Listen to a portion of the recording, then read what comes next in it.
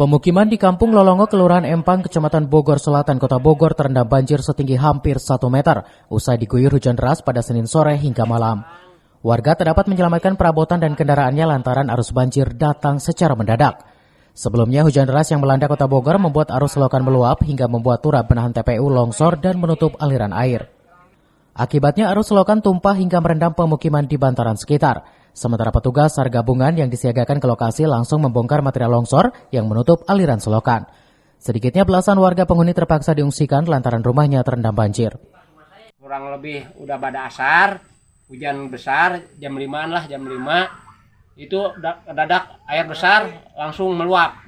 Itu terbendung, nggak bisa, air nggak bisa keluar sama sekali. Jadi sampai ke sini ketinggian sampai 1,5 meter di sini. Ya kebetulan di sini ada 3 rumah, 4 kakak. Jiwanya semua 14 jiwa. Nah, untuk barang-barang gimana, Kang? Barang-barang satu pun nggak ada yang ada basah, nggak tahu pada kemana. Itu. Di SAR gabungan, langkah pertama adalah evakuasi warga dulu, Pak. Yang penting keselamatan warga dulu. Jadi seperti ini contoh kan belum surut, jadi mau tidak mau kita harus evakuasi warga dulu ke tempat yang lebih aman.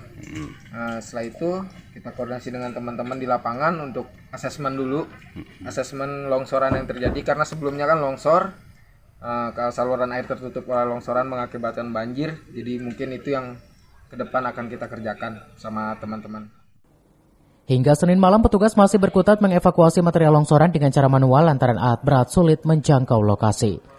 Dari Kota Bogor, Herman Bons melaporkan.